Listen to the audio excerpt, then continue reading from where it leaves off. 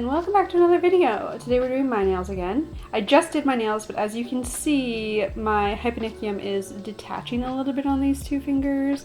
So I really wanted to bring them short because when your hyponychium, which is like the skin under your nail, starts to detach, it can get a little bit uncomfortable. So it's best to kind of just like get your nails short. I have extremely extended nail beds from maintaining them for so long, so I'm not overly concerned. Every once in a while this happens. So I'm just taking down the length. Today, I already have my Izemi base on, so I'm just, sorry, and that, I mean like a builder base on, so I'm just going over this with the Neo base, the Neo base coat. Sorry, fumbling for words today. I had literally just done my nails like 4 days prior to this, so that's why the base and all the cuticle work is still intact.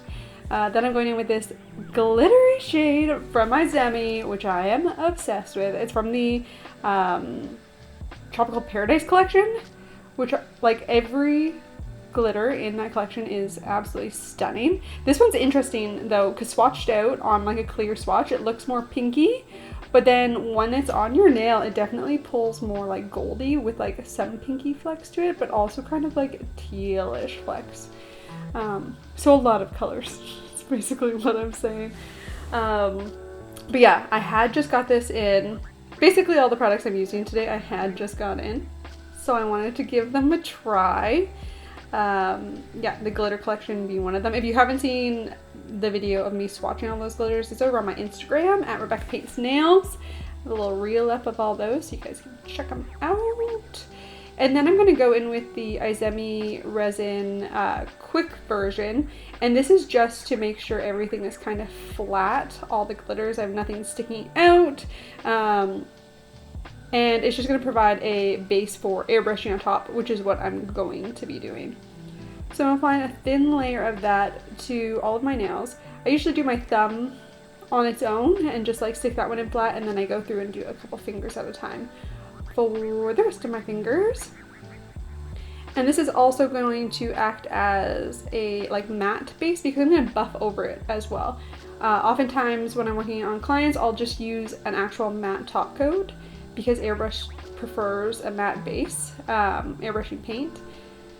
So I was going to do that anyway, so this is like a twofer. I'm coating it, like making sure everything's flat in terms of glitter, and then buffing over top, which is also helping in terms of the smoothness, but then is providing the matte base that is needed for airbrushing. I also love the way that glitter looks matte. I think it's so cool.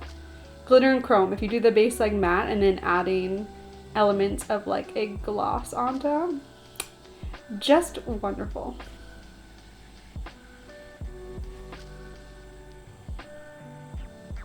So I'm just using like a soft buff here. I think it's like 180 grit.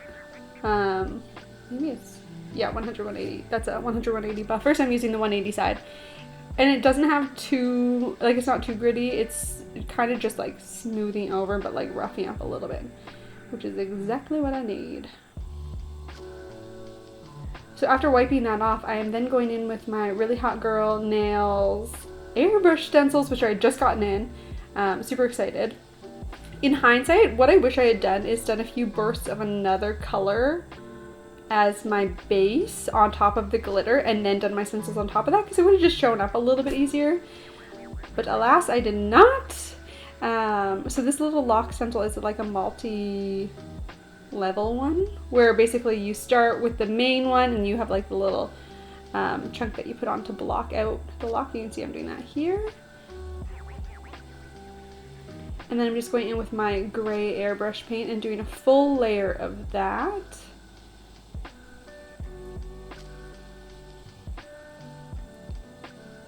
And I'm going to do some chain work as well. So I'm going to switch to white airbrush paint eventually, but because I want gray for the chain also, I'm going to get all the chain work done while I have the gray in my airbrush. So I'm doing chains on each of the fingers. And now I've swapped to white and I'm just doing little highlights.